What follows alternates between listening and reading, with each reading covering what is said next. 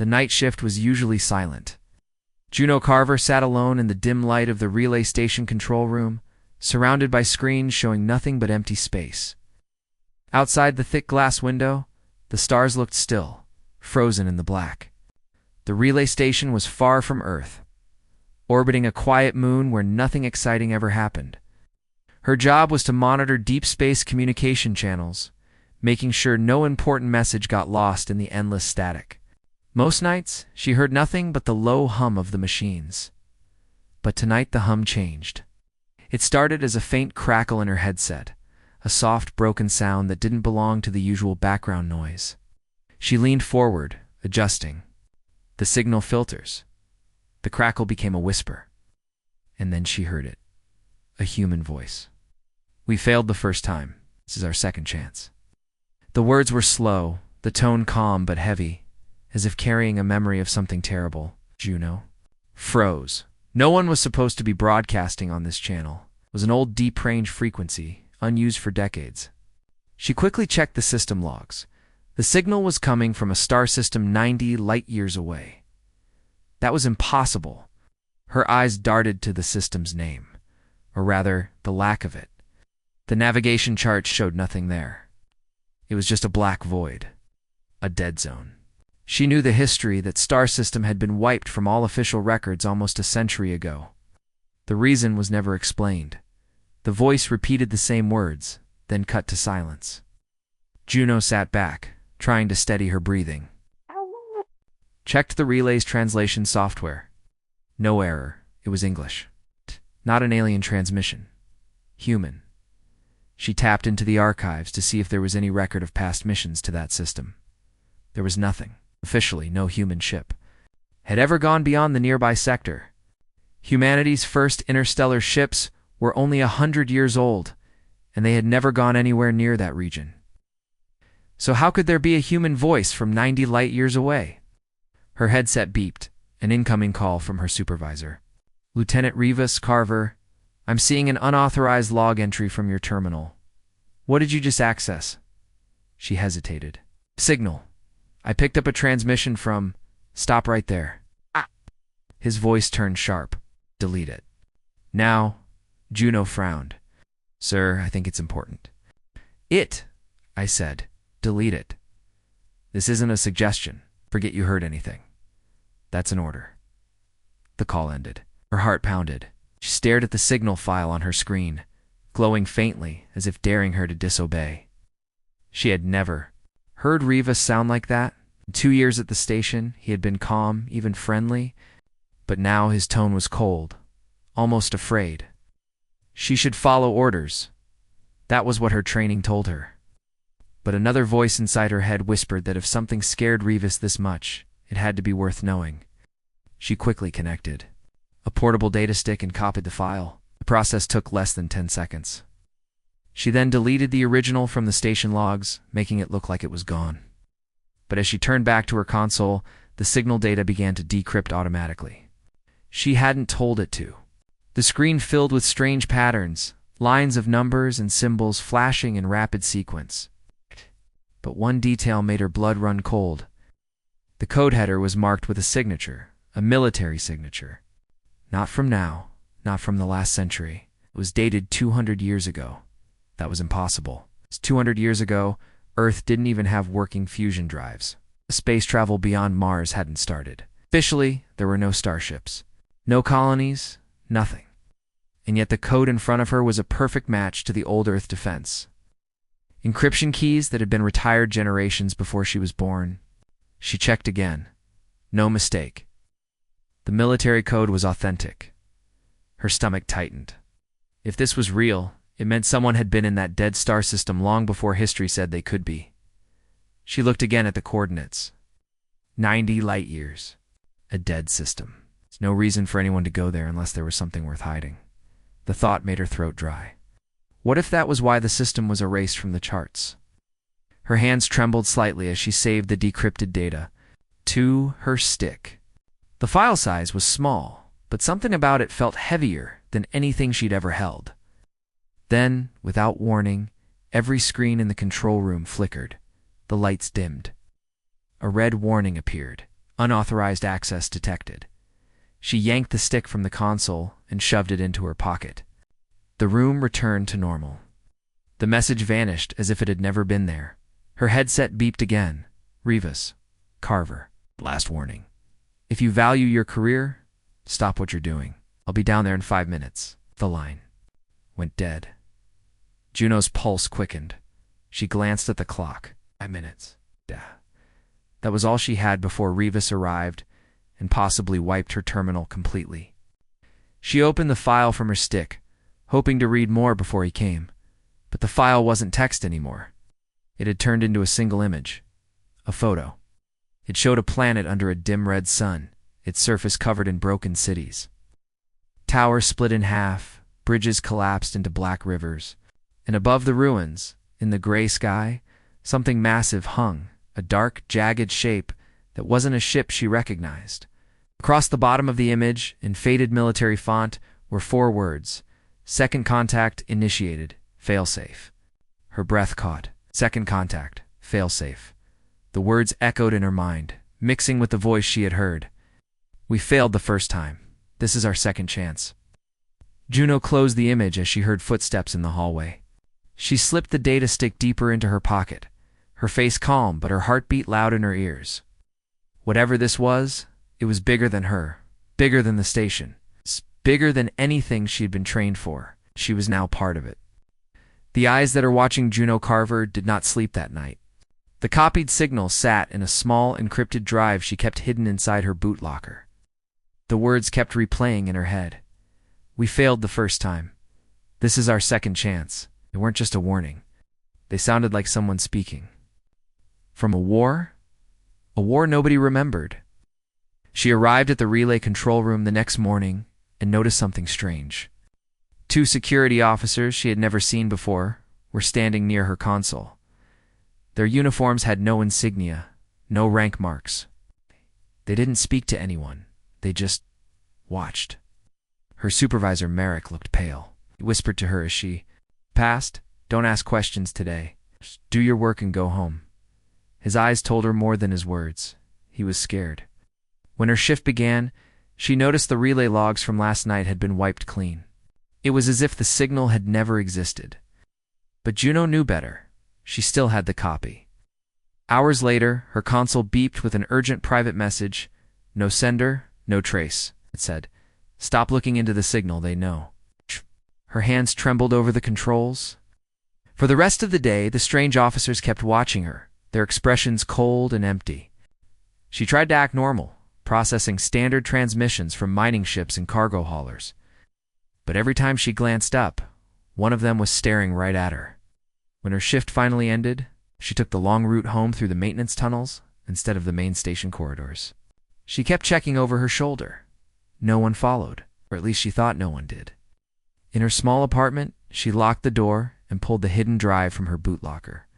She connected it to her old offline terminal, a device no network could track. The signal file opened. The voice played again, but this time she noticed something new. Beneath the words was a faint background hum, like machinery running in a deep cavern. And then, for half a second, she heard another voice, quiet, distant, whispering coordinates. She wrote them down. A quick star map search showed they pointed to the same dead system where the signal originated, a place officially erased from all navigation charts. No one was supposed to go there. No one was supposed to even know it existed. Before she could think of her next move, her terminal flickered. Static filled the screen. Then a face appeared, an old man with deep scars, wearing what looked like a patched spacesuit. "You have it," he said slowly, his voice matching the one from the signal. "They will come for you now. If you want to live, you must leave. Your station? Follow the coordinates. Do not trust anyone." The screen went black. A sharp knock sounded at her door. 3 knocks.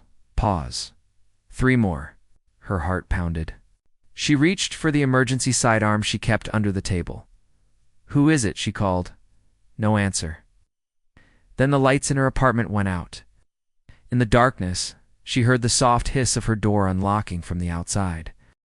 Juno's stolen access codes worked. It was close to midnight in the Deep Space Archive vault. a massive hollow sphere hidden in the lower decks of the Relay Authority's main station.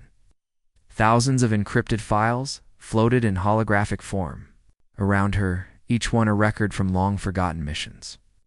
Her hands shook slightly as she searched the military archive index, her eyes scanning for any mention of the dead star system. There it was. Designation LX-14. No official history, no navigation data, just a sealed category tag. Operation Glass Horizon. Every file under it was stamped with top clearance. Sentry lock. Normally, these would be inaccessible until 100 years after the mission's end, but Juno had a bypass key now. When she opened the first file, her breath caught. It wasn't just text, it was video. Grainy, faded, but unmistakably real. A human warship, massive and dark, drifting above a burned planet. Ship's hull markings read HSS Ascendant. But the date on the file was what froze her blood. Year 2142. That was 180 years before Earth had supposedly developed faster-than-light travel. The ship in the video shouldn't exist. The recording switched to the ship's bridge. Officers in old-style uniforms stood over glowing maps of alien star systems. A captain, tall, grim, with steel-gray eyes, spoke into a recorder. "We've found them, the builders, and we cannot win. If anyone finds this, we've failed the first time. This is our second chance." Juno's heart raced. Those were the same words from the mysterious signal. This wasn't just some lost expedition. This was a war. Before she could watch more, a faint metallic click echoed through the vault. Juno froze. Someone was here. She turned her head slowly and saw a figure in a dark uniform standing in the shadows between the archive pillars. The glint of a sidearm caught her eye. "Step away from the file," the voice ordered. It was male, deep, calm. "You've seen more than you should." Juno's mind raced. If she obeyed, the file would lock again, and everything she'd learned would vanish. If she refused, she might not leave alive. She tapped the portable drive in her pocket. The transfer was still running. 20 seconds left. "I'm just doing a system check," Juno lied, forcing her voice to stay steady. The man stepped closer, his boots silent on the vault floor. His face was pale, expressionless. People who find Operation Glass Horizon have accidents. Very quick ones. Don't be one of them. 15 seconds left. Juno kept her eyes on the glowing hologram, pretending to close it, but instead opening a second window to mask the transfer. Her palms were slick with sweat as the man's hand rested on his weapon. "What was the origin of the signal you intercepted?" he asked quietly. "Say it, and maybe you'll live." Juno swallowed, erased it. He stared at her for a long, unnerving moment. 10 seconds left. "Wrong answer," he said, stepping forward. But just then, the vault door alarm blared, echoing through the chamber. The man turned his head slightly, just enough for Juno to act. She slammed her palm against the emergency blackout switch. The entire vault went dark except for the faint glow of the holograms. She grabbed the portable drive from the console, transfer complete, and ran. Shouts echoed behind her. Footsteps. A flash of red light as a stun blast scorched the wall. Beside her head, she ducked into a side corridor, heart hammering. She didn't stop until she reached the maintenance shafts. Crawling into the narrow, metal-smelling tunnels that wound through the station like a hidden nervous system. Ow. Only when she was sure no one was following did she pull out the drive. It was still warm from the transfer. Inside it was a file that could rewrite everything humanity thought it knew about its history, and a warning from people who should have been long dead. As she lay in the darkness, catching her breath, the hum of the station around her felt different now. Colder. Somewhere, someone was making sure Operation Glass Horizon stayed buried. And now they knew her name. The Forbidden System, Juno, sat in the pilot's seat of the small transport, her hands tight on the controls. The ship's AI kept warning her, approaching restricted zone. Navigation systems will be disabled in 60 seconds. She ignored it. Her heart beat like a hammer. She knew if the system shut her down, she'd be stranded. But she also knew the risk if she turned back now, the truth would die with her. The dead star system grew larger on the view screen. It was darker than she imagined. No planets showed life. No warm glows from cities. It's just black rocks and broken moons. But one object stood out, a huge, shattered station drifting near the remains of the star. Her scanners almost refused to process it. It was old. Very old. The metal hull was rusted and covered with strange symbols half burned away. "This can't be human," she whispered. But then she saw it, the same military emblem from the encrypted signal. Her stomach turned. Man, he wasn't supposed to have left the solar system until 70 years ago, and yet here was a station built by humans, 2 centuries old. She slowed the ship and prepared a docking sequence. The AI tried one last time. Warning: historical contamination zone. Entry punishable by life imprisonment. "Up," she said through clenched teeth, docking clamps attached with a metallic thud. The station's interior was pitch black. Her helmet light cut through the dust. The corridors looked like no one had been here for hundreds of years. There was no decay. The air was breathable, the systems faintly humming. Someone had been maintaining it, or something. As she moved deeper, she found a control room. Screens lined the walls, most dead, but one flickered with static. Her glove brushed a panel and the static cleared. A video began to play. Earth. Not the bright, crowded Earth she knew. This one was scarred, covered in storms and fire. A man in an old-fashioned uniform spoke into the camera. "If you were watching this, then we failed. The first mission to Proxima was not to explore. It was to run. Earth was dying. We tried to escape. But we brought it with us." Juno froze. The man's voice. It was the same voice from the signal. "We could not destroy it. It learns. It waits. And now it will try again." The video. Cut to a grainy image. A shadow moving across a starfield. Vast and shapeless, with lights like cold eyes. Her breath caught. Metallic crash echoed through the station. Juno spun around, heart racing. She wasn't alone. In the darkness of the hallway, something moved, slow, deliberate, almost human in shape, but too tall, too thin. Its head tilted unnaturally as it watched her. She backed toward her ship, keeping her light on it. "Stay away," she whispered.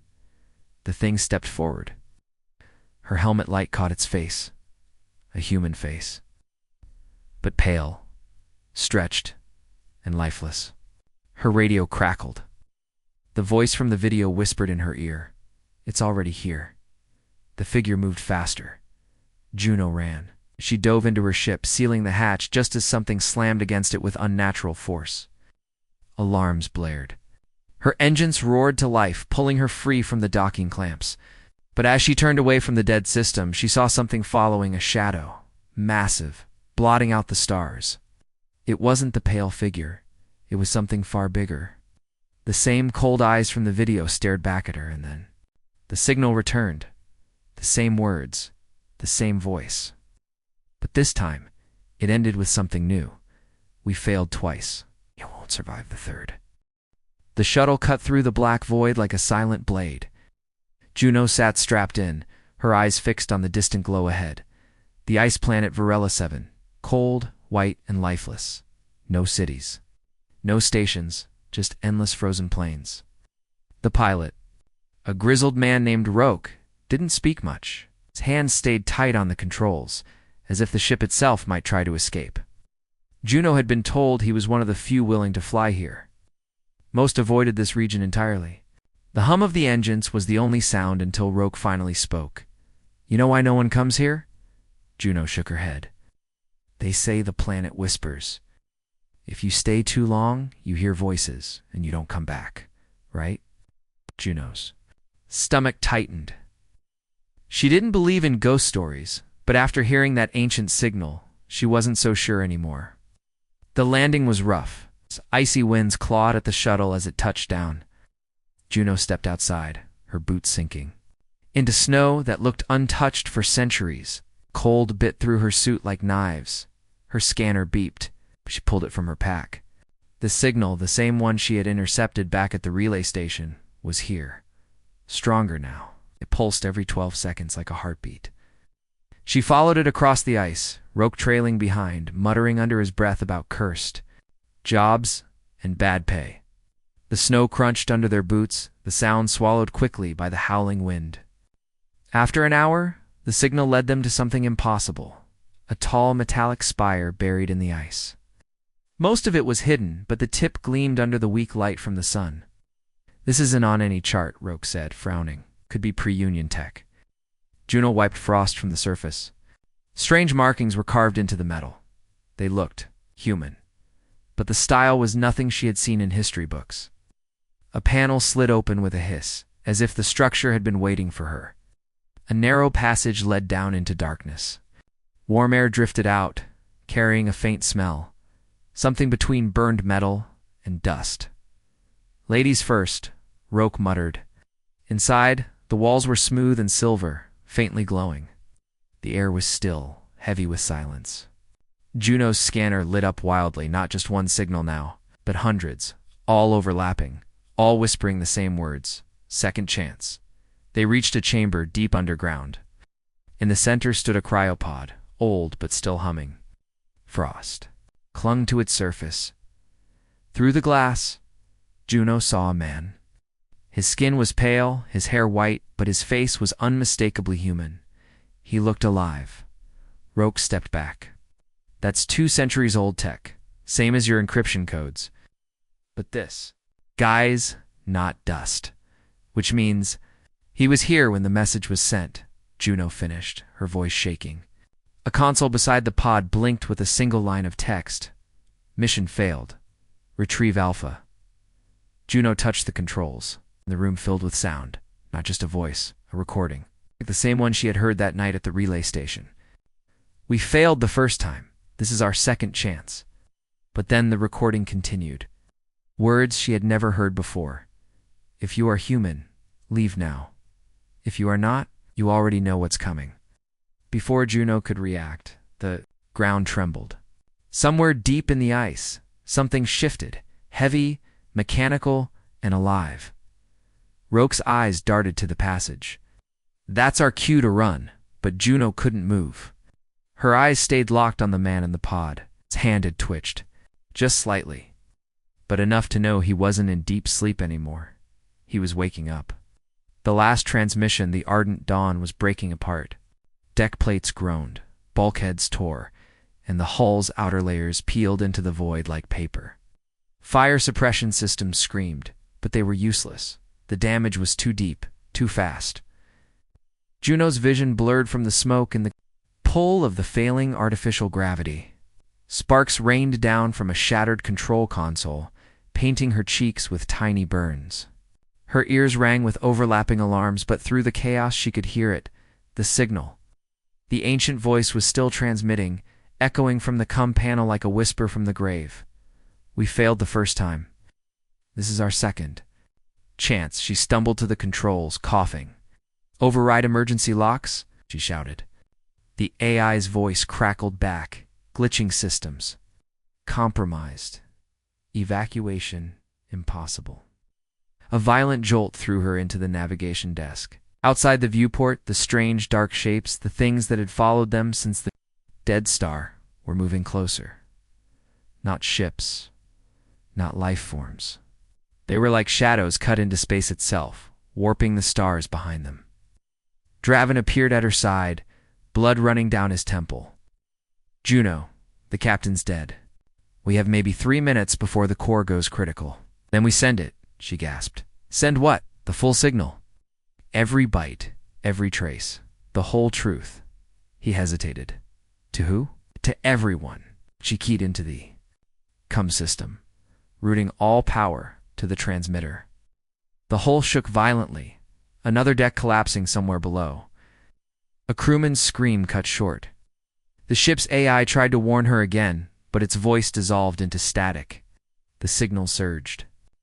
Through the console, old, corrupted, heavy with noise, as she boosted it for broadcast, it began to clear. The voice on the other end became less like a stranger. It's more like someone speaking directly to her. "You are not the first. You will not be the last. But you must decide." Her fingers trembled over the final command.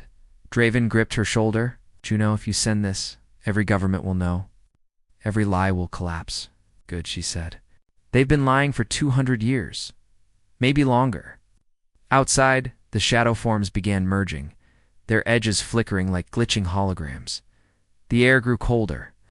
A low hum vibrated through the ship, deep enough to rattle her bones. She slammed her hand on the transmit key. The Ardent Dawn's dying systems gave everything they had, pushing the signal out into the stars. It shot toward every relay, every listening post, every civilian frequency it could find. Somewhere deep in the transmission, another voice emerged. Clearer, younger, urgent. If you can hear this, stay away from the dead star. We couldn't stop them before. Maybe you can. The deck beneath her feet tilted sharply. Draven pulled her toward the escape pod bay, but the hallway was already collapsing, twisted metal blocking the way. There was no escape. Juno, Draven shouted, grabbing her arm. Pod bay's gone. She looked at him, calm despite the chaos. Then we finish this here. The console exploded in sparks. The final data burst went out, and then silence. The shadows filled the viewport completely. The last thing Juno felt was a strange pull, like falling into dark water. And somewhere across the void, millions of people received the same impossible message. The second chance had just begun.